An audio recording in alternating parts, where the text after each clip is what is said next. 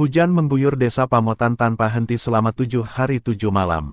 Petir menyambar bersahut-sahutan, langit seolah marah, dan angin menderu membawa bau lumpur dan kematian. Sungai kecil yang membelah desa meluap, merobek bantaran, dan menyapu apapun yang dilaluinya, rumah, ladang, bahkan kompleks pemakaman tua yang berada di pinggir hutan bambu. Air bergulung seperti lidah raksasa, melumat batu-batu nisan dan menyeretnya entah kemana. Warga hanya bisa menyaksikan dengan tubuh gemetar dan mata berkaca, melihat sejarah desa mereka tergerus air dan tanah. Namun ketika pagi menjelang dan langit perlahan membuka dirinya, warga dikejutkan oleh pemandangan yang tak masuk akal.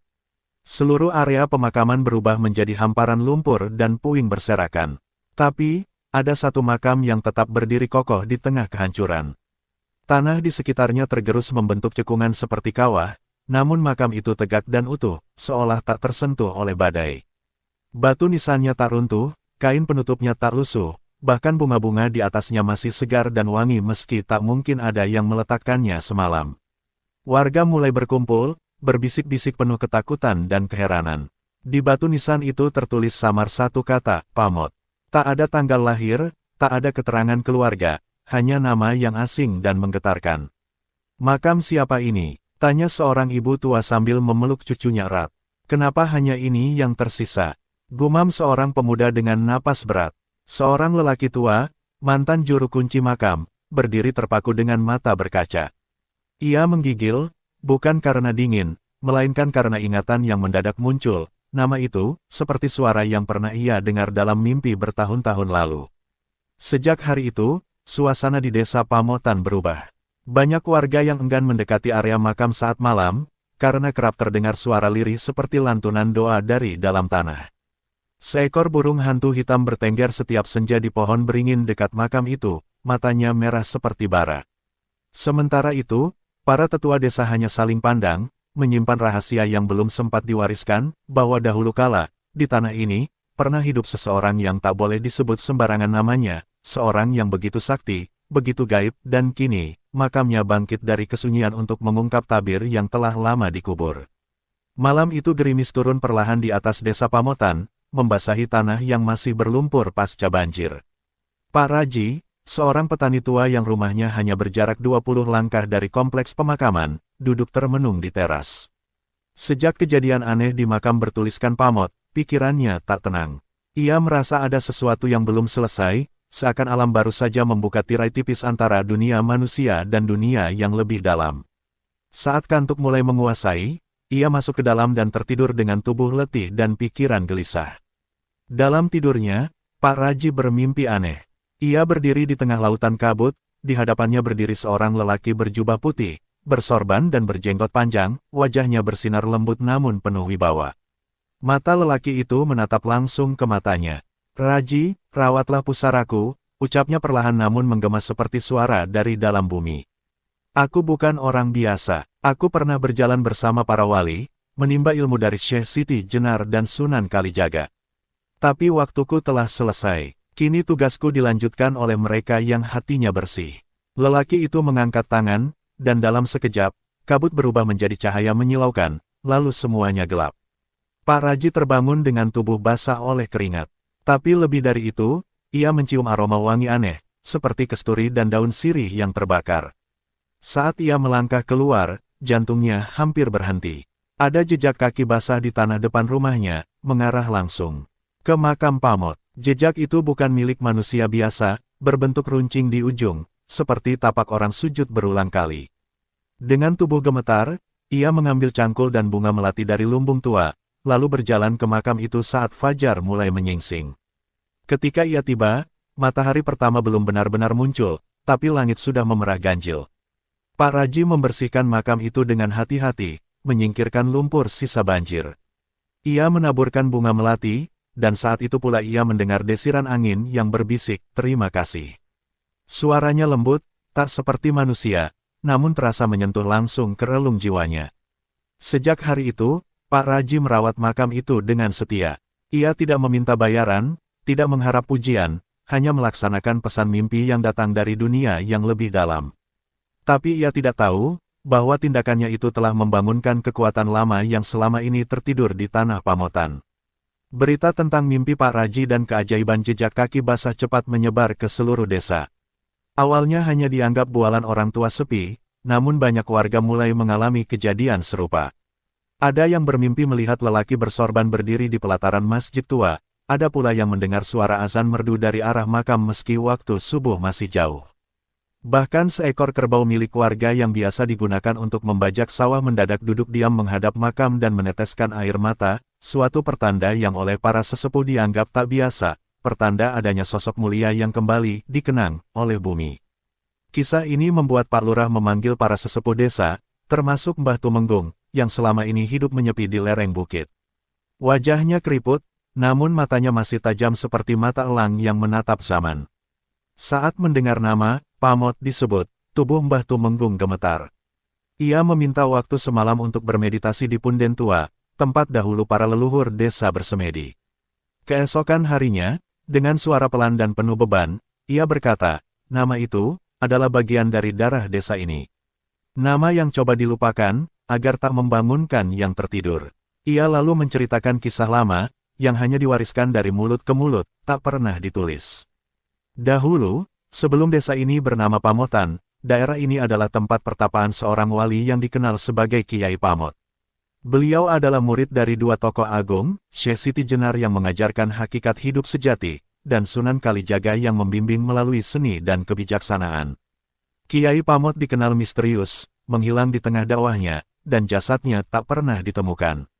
Namun suatu malam, seorang muridnya bermimpi ia telah dimakamkan di tanah ini, dan sejak itulah desa diberi nama Pamotan, berasal dari kata pamotan, atau tempat pamot bersemayam. Namun seiring waktu, nama itu dikaburkan, sejarahnya dipendam, dan generasi berganti tanpa tahu dari mana asal desa mereka. Semua berubah menjadi pemukiman biasa, dan tanah makam itu dijadikan pemakaman umum. Kini, banjir dan mimpi telah membuka tabir yang tertutup rapat. Warga mulai memahami bahwa tanah yang mereka pijak bukanlah tanah biasa, melainkan tempat suci yang pernah disentuh kaki seorang wali.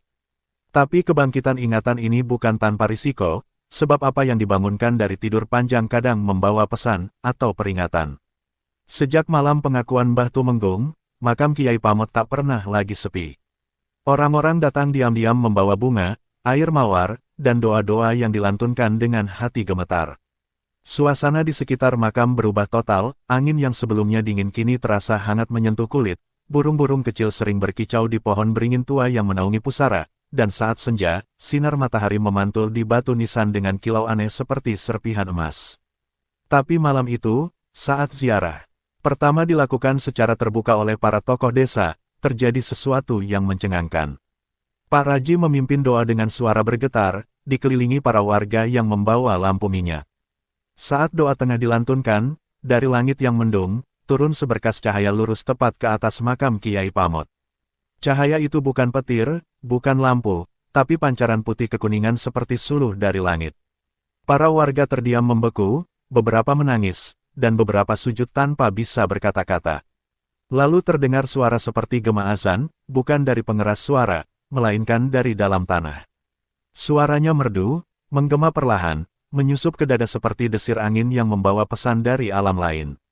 Seorang anak kecil bernama Ranu, tanpa sebab jelas, mendadak berteriak sambil menunjuk makam, kakek itu tersenyum padaku. Ia berlari ke arah nisan, memeluknya erat sambil terseduh. Orang tuanya panik hendak menariknya, tapi tiba-tiba tubuh Ranu memancarkan hangat yang luar biasa, seperti bara yang tak membakar. Saat ditanya, ia hanya menjawab pelan, beliau bilang aku akan jadi penjaga. Malam itu, suasana hening berubah menjadi haru. Banyak warga bersaksi melihat bayangan putih duduk di atas makam, seperti seorang lelaki tua bersila, membaca kitab dengan cahaya remang-remang yang tak berasal dari dunia ini. Keesokan harinya, kabar tentang peristiwa malam ziarah pertama menyebar luas hingga keluar desa. Orang-orang dari luar daerah mulai berdatangan, dari peziarah biasa, santri, hingga tokoh spiritual. Mereka percaya, makam Kiai Pamot bukan sekadar pusara, tapi portal antara dua alam, tempat di mana ruh kebijaksanaan masih bekerja membimbing manusia yang tersesat. Namun semakin banyak orang datang, semakin kuat pula aura tak terlihat yang mulai menyelimuti desa Pamotan. Beberapa orang mulai mimpi melihat lorong cahaya, dan suara gamelan gaib terdengar menjelang malam Jumat. Tapi belum ada yang tahu, bahwa kehadiran para peziarah justru akan menjadi pemicu kejadian besar berikutnya, saat kekuatan modern mencoba menantang sesuatu yang tak bisa dijelaskan oleh logika manusia. Ketika kabar tentang ramainya ziarah di makam Kiai Pamot menyebar, perhatian pemerintah daerah mulai tertarik. Bukan karena nilai spiritualnya, melainkan karena lokasi makam itu ternyata masuk dalam jalur proyek besar, pembangunan jalan tol lintas provinsi. Para pejabat dan kontraktor datang membawa peta, alat ukur, dan kamera-kamera termutakhir. Mereka ingin memastikan bahwa tak ada kendala dalam rencana pembebasan lahan. Di hadapan warga yang cemas dan Pak Raji yang berdiri diam di sisi makam, seorang insinyur muda menaikkan teropong laser canggih dan mengarahkannya ke titik lokasi makam Kiai Pamot. Namun layar monitor hanya menampilkan gambar buram. Seolah ada kabut tebal menutupi satu-satunya pusara yang tersisa di tengah tanah lapang itu. Aneh, seharusnya koordinat ini terbaca jelas, gumam si insinyur sambil mencoba memutar lensa dan membersihkan sensor. Alat kedua dikeluarkan, lebih mutakhir dan lebih mahal. Kali ini dilengkapi fitur pengindra suhu dan bentuk 3 dimensi. Tapi hasilnya sama, hanya kehampaan. Di layar, tanah tampak rata, seolah tidak ada batu nisan atau struktur apapun di sana. Namun di depan mata mereka, makam itu tetap berdiri kokoh, dengan bunga segar yang baru ditabur pagi tadi. Seorang pejabat tertawa kecil, menganggapnya gangguan teknis biasa. Tapi seorang teknisi tua yang ikut dalam rombongan terlihat pucat pasi. Saya pernah lihat yang seperti ini, bisiknya pada koleganya, di Gunung Kemukus dulu, dan waktu itu, yang nekat membongkar, hilang. Keesokan harinya, pejabat pusat dari Jakarta turun langsung. Ia membawa drone pengintai beresolusi tinggi dan kamera dengan lensa satelit. Drone itu melayang tenang di atas makam, namun tiba-tiba bergetar hebat. Lalu jatuh menukik seperti tertarik oleh kekuatan tak terlihat. Saat dicek, rekaman video di dalamnya hanya berisi suara gemuruh angin dan potongan gambar seperti kabut tebal mengalir cepat, padahal cuaca hari itu cerah tanpa angin sedikitpun. Kepala proyek menolak percaya hal gaib. Ia bersikeras ingin meratakan tanah itu, memerintahkan alat berat untuk datang keesokan harinya. Tapi malamnya, ia bermimpi buruk, tubuhnya terikat akar-akar pohon tua, dan seorang lelaki bersorban menatapnya tajam sambil berkata, "Jangan kau ganggu tempat ini, atau kau akan dilupakan oleh sejarah." Pagi berikutnya, sang kepala proyek ditemukan terbaring pucat di penginapan, tak sadarkan diri, dengan mata terbuka dan tangan memegang nisan kecil dari kayu yang entah dari mana asalnya. Panik, pemerintah memutuskan menghentikan seluruh aktivitas pengukuran di area makam. Rapat darurat digelar. Akhirnya, dengan pertimbangan kejadian-kejadian aneh yang tak bisa dijelaskan, proyek jalan tol dialihkan sejauh 2 km ke arah timur. Warga bersujud syukur, dan nama Kiai Pamot pun semakin dielu-elukan. Tapi jauh di balik semua itu, tanah Pamotan mulai bergetar halus, seolah makam itu bukan hanya sekadar pusara, melainkan pintu penjagaan yang tak boleh dibuka sembarangan oleh tangan yang tak mengerti arti kesucian. Sejak jalur tol dialihkan, suasana desa Pamotan berubah drastis. Warga mulai merasa seperti berada di bawah pengawasan yang tak terlihat. Angin malam membawa bisikan-bisikan samar, kadang terdengar jelas seperti suara orang mengaji dari arah hutan bambu yang sejak dulu dianggap angker. Beberapa warga mengaku melihat bayangan putih melintas cepat di pekarangan rumah mereka, dan lampu-lampu minyak yang biasa digunakan untuk menerangi makam tiba-tiba padam serempak saat malam Jumat Legi. Bahkan anjing-anjing desa menggonggong ke arah langit tanpa sebab, seolah mencium aroma dari dunia yang tak kasat mata. Puncaknya terjadi pada suatu malam saat desa diselimuti kabut tebal yang tak lazim. Tak seperti kabut biasa, ini berwarna keperakan dan bergerak seperti makhluk hidup. Orang-orang yang keluar rumah mengaku melihat sosok-sosok berpakaian zaman dahulu berjalan pelan menuju makam Kiai Pamot.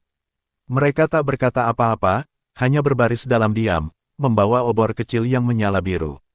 Pak Raji yang diam-diam mengintai dari balik jendela, bersumpah melihat sosok Syekh Siti Jenar dan Sunan Kalijaga berdiri di antara barisan itu. Wajah mereka tak tampak jelas, tapi auranya memancarkan kewibawaan yang mengguncang jiwa.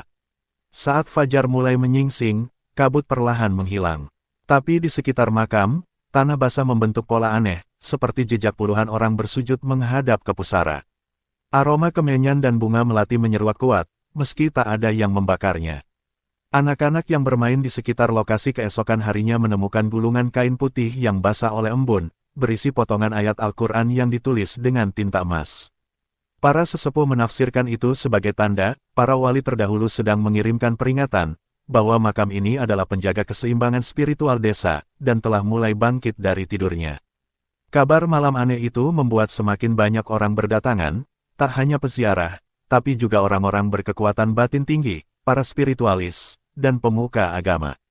Mereka datang ingin merasakan langsung getaran makam Kiai Pamot yang kini telah dianggap sebagai salah satu titik poros gaib tanah Jawa. Tapi tidak semua yang datang berniat baik. Beberapa membawa niat tersembunyi, ingin menggali ilmu, mencari kesaktian, bahkan menantang kekuatan tak terlihat yang menjaga makam. Mereka tak tahu bahwa setiap bayangan yang mereka lihat malam itu bukan hanya penampakan, tapi penjaga. Dan para penjaga itu tak pernah segan menuntut balasan bagi siapapun yang datang membawa keserakahan. Di balik ramainya ziarah dan ketaksiman warga, segelintir orang dengan niat gelap mulai melangkah masuk ke wilayah sakral. Seorang spiritualis ternama dari luar pulau, bernama Ki Jagabaya, datang dengan rombongan lengkap. Ia dikenal sebagai pembuka gerbang gaib dan penakluk tempat angker. Dengan percaya diri, ia menyatakan ingin berdialog langsung dengan Kiai Pamot, bahkan menyombongkan diri bahwa makam itu hanyalah pusat energi biasa yang bisa ia serap ilmunya. Warga yang menyaksikan merasa tak nyaman, tapi tak berani mencegah. Malam itu, Ki Jagabaya dan rombongannya melakukan ritual di depan makam tanpa izin, membakar dupa dan menancapkan keris kuno ke tanah di sebelah pusara. Belum genap 1 jam, langit mendadak berubah muram. Angin bertiup kencang, dedaunan berputar seperti pusaran air, dan terdengar lolongan panjang dari arah utara, seperti tangisan sekaligus peringatan. Salah satu anggota rombongan Ki Jagabaya mendadak kejang-kejang, matanya terbalik, dan tubuhnya melayang beberapa sentimeter di atas tanah.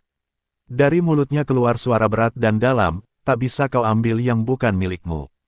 Tempat ini dijaga 7 penjaga langit dan 1 penjaga bumi. Suara itu memecah keheningan malam, membuat semua yang hadir terpaku ketakutan. Ki Jagabaya mencoba mengusir entitas itu dengan mantra, namun kerisnya malah meleleh seperti lilin terkena bara. Keesokan harinya, rombongan Ki Jagabaya meninggalkan desa dengan panik. Anehnya, sang pemimpin tak ikut pergi. Ia ditemukan duduk kaku di depan makam, mata terbuka namun jiwanya seperti telah meninggalkan raga. Tubuhnya hangat, tapi tak ada reaksi apapun. Setelah diperiksa oleh ahli spiritual lain, mereka menyimpulkan, ruhnya terperangkap di antara dimensi, dihukum untuk mengabdi sebagai penjaga tak kasat mata. Sejak saat itu, tak ada lagi yang berani macam-macam di dekat pusara. Bahkan para pendatang yang hanya berniat menguji, kini datang dengan pakaian putih dan kepala tertunduk dalam.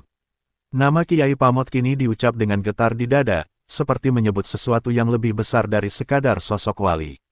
Namun, kutukan itu hanyalah permulaan. Sebab salah satu anggota rombongan yang berhasil kabur, ternyata membawa segumpal tanah dari dekat makam sebagai oleh-oleh mistis. Malam berikutnya, ia bermimpi dikejar bayangan tinggi besar dengan mata merah membara, dan suara petir menghantam rumahnya tanpa hujan. Di berbagai kota, cerita tentang kutukan Pamotan mulai beredar, menjadi legenda baru di tengah masyarakat. Tapi di balik semua kisah itu, satu pertanyaan besar mulai muncul di kalangan para ahli kebatinan, siapa sebenarnya Kiai Pamot, dan kenapa makamnya tak bisa disentuh oleh waktu, teknologi, bahkan kekuatan gaib yang paling ditakuti sekalipun. Desa Pamotan kini tak lagi sekadar tempat tinggal bagi para petani dan pengrajin, melainkan telah menjadi poros ziarah ruhani. Namun di balik ketenangan yang tercipta, langit seakan menyimpan rahasia yang belum terungkap. Suatu malam di akhir bulan Suro, seorang bocah laki-laki bernama Rian mengalami mimpi ganjil. Ia melihat dirinya berada di sebuah padang terang benderang, di tengahnya berdiri seorang lelaki berjubah putih dengan tongkat kayu tua. Suara lelaki itu lembut namun bergema bagai petir, waktumu akan tiba, wahai penjaga terakhir. Warisan ini tak boleh jatuh ke tangan dunia. Ketika Rian terbangun, kakinya penuh lumpur dan di tangannya tergenggam bunga melati yang masih basah. Cerita Rian segera menyebar ke seluruh penjuru desa.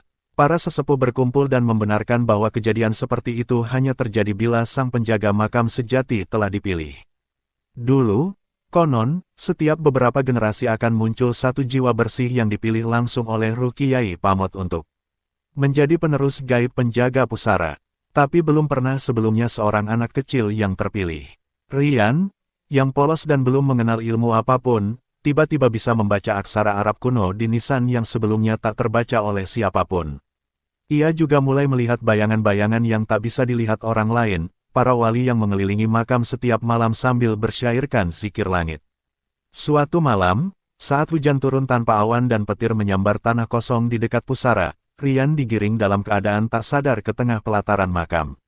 Di sana, 7 cahaya turun dari langit dan 1 muncul dari perut bumi, membentuk lingkaran yang menyelubungi tubuhnya. Suara-suara dari masa lalu menyatu dalam satu kalimat, engkaulah jembatan antara yang kasat dan yang gaib. Engkaulah penjaga terakhir hingga waktu yang dijanjikan. Tubuh Rian terangkat perlahan, dan di dahinya muncul cahaya berpendar, lalu menghilang. Sejak saat itu, tak satu pun makhluk gaib jahat berani mendekat ke desa Pamotan. Bahkan angin pun berputar arah setiap kali mendekati pusara.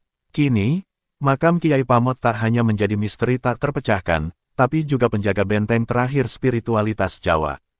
Jalan tol yang dulu ingin merobek tanah sakral itu telah berubah arah, dan para pejabat yang dulu menantangnya kini datang berziarah diam-diam, dengan kepala tertunduk dan hati gemetar. Rian tumbuh menjadi seorang pemuda dengan mata tajam yang bisa melihat lapisan dunia. Ia tak banyak bicara, tapi setiap langkahnya membuat rumput tunduk dan burung berhenti berkicau. Namanya tak dikenal luas, namun di antara langit dan bumi, para makhluk tak kasat mata menyebutnya dengan penuh hormat, Pamot kedua. Sebab warisan itu, kini abadi. Terima kasih.